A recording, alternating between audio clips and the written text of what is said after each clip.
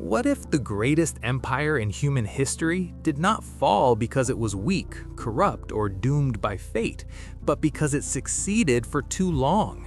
What if the very systems that made Rome unstoppable slowly turned into the reason it could no longer survive? This is the part of history that textbooks mention briefly, soften with simple explanations, or avoid altogether. So let's start the video. This story explores the rise and fall of the Roman Empire, a civilization whose real impact reaches far beyond statues, ruins, and dates memorized in classrooms. Rome was not just an empire, it was a living system, political, economic, military, and psychological, that learned how to convert chaos into control at an unprecedented scale. Its influence still shapes how modern states govern, tax, wage war, and project authority. The rules of power that dominate the world today were stress-tested in Rome first. To understand why Rome collapsed is not to study ancient failure, but to uncover the hidden mechanics of how great powers weaken from within. And the uncomfortable truth is this: Rome fell in ways that feel disturbingly familiar. When Rome began its rise, the world was defined by survival rather than ideology. There were no nations in the modern sense, only territories stitched together by force, loyalty, and fear. Violence was routine, borders shifted constantly, and most people lived short, uncertain lives. In this unstable environment, Rome did something few societies ever manage. It turned chaos into structure and unpredictability into administration. It built roads where there were only paths, laws where there had been cycles of revenge, and systems where tribal rule once dominated. Every conquest was followed by organization, not destruction.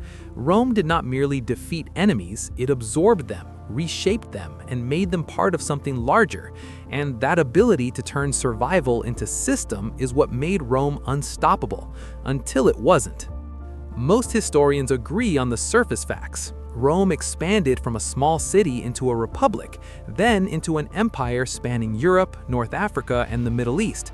It ruled tens of millions of people for centuries, governing an extraordinary range of cultures, languages, and economies under a single political framework. The Western Empire formally ended in the 5th century, a date often treated as a clean endpoint in textbooks. But these facts alone do not explain the collapse. Empires face invasions, corruption, and internal conflict all the time, and Rome survived those pressures repeatedly. The real question is not what went wrong in isolation, but why a system that had recovered so many times before suddenly lost its ability to recover at all. Rome's true strength was not its legions, but its systems. Roman law standardized justice across vast distances, allowing disputes to be resolved through courts rather than constant violence. Roman roads enabled armies, trade, and information to move faster and more reliably than in any rival civilization, shrinking the empire in practical terms. Citizenship transformed conquered peoples into stakeholders rather than permanent enemies, binding loyalty to Rome instead of fear alone. Local elites were absorbed into governance, creating incentives to maintain stability. For centuries, Rome scaled inclusion better than any state before it. Yet every system that scales must simplify, and simplification always carries a cost that becomes visible only when conditions change. As Rome expanded, its military changed in fundamental ways. Soldiers became professionals, loyal to generals who paid them, not citizens defending a shared homeland or civic ideal. Military service turned from duty into employment, altering the relationship between the army and the state. As expansion slowed, the flow of wealth from conquest dried up, removing a major source of funding.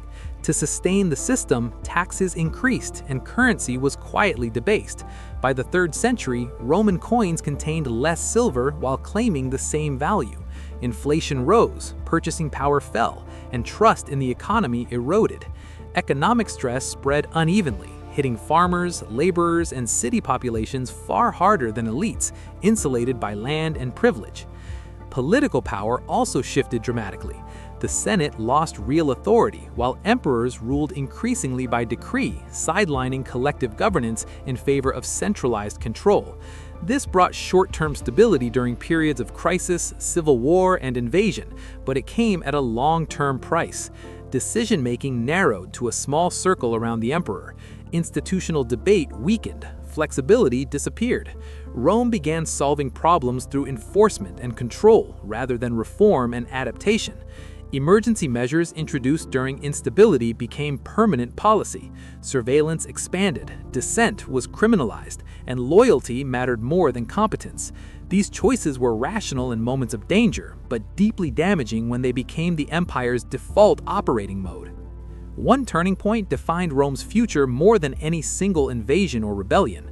The empire chose rigidity over resilience. Borders hardened, limiting movement that once fueled trade and cultural exchange. Bureaucracy grew heavier, multiplying offices, taxes, and regulations meant to manage complexity.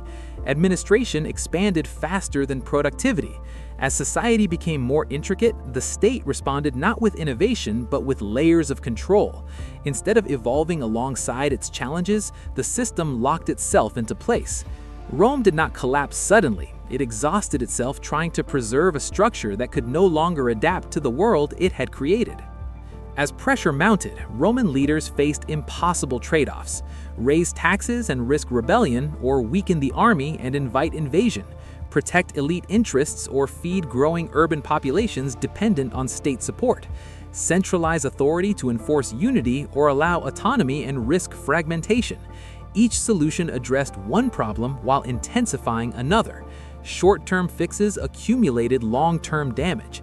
The empire increasingly consumed its own foundations, economic surplus, social trust, and administrative efficiency to maintain order. Eventually, maintaining the system required more energy, resources, and coercion than the system itself could generate.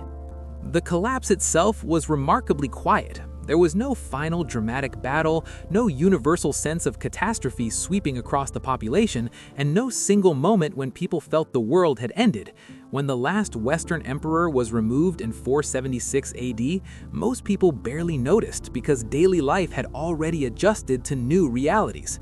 Local authorities had replaced imperial officials in governance, law enforcement, and taxation. Trade routes had shifted toward regional networks rather than imperial ones. Power had decentralized in practice long before it did on paper. For many ordinary people, Rome had become distant, abstract, and symbolic rather than present and functional. Institutions don't die when they are officially abolished. They die when people quietly stop expecting them to work. Modern research up to 2025 strongly reinforces this interpretation and challenges older, simpler explanations. Climate instability reduced agricultural yields, increasing food insecurity and regional inequality across the empire. Repeated pandemics disrupted labor supply, weakened tax collection, and undermined military recruitment at critical moments.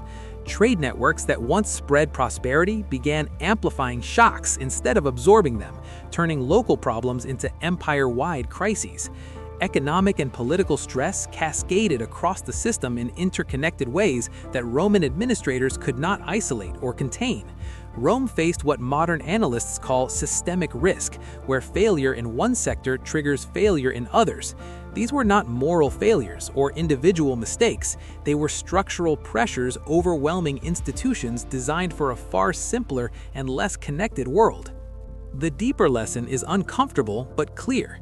Empires don't collapse because they face pressure. Pressure is inevitable in any large, complex system. They collapse when their internal structures can no longer adapt fast enough to absorb that pressure without breaking. Rome was not destroyed by enemies at the gates. It was slowly hollowed out by its own success. Complexity outpaced governance. Control replaced flexibility. Stability became fragility.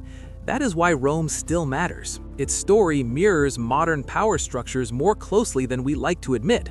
Large states, global trade, currency stress, political polarization, bureaucratic expansion, and crisis-driven governance are not new phenomena. Rome encountered them all first, at an unprecedented scale for its time. The difference is not that modern societies are immune, but that Rome shows us where such paths can lead if adaptability is sacrificed for control. Rome built roads that lasted 2,000 years, but political systems that could not outlive their own success. It mastered engineering, law, administration, and warfare, yet struggled to manage complexity without losing flexibility. Its fall was not dramatic, moral, or cinematic. It was systemic, gradual, and logical. History is not cruel, it is consistent. Rome did not fall because people stopped believing in it. People stopped believing because Rome stopped adapting. When belief fades, even the strongest empires become empty shells.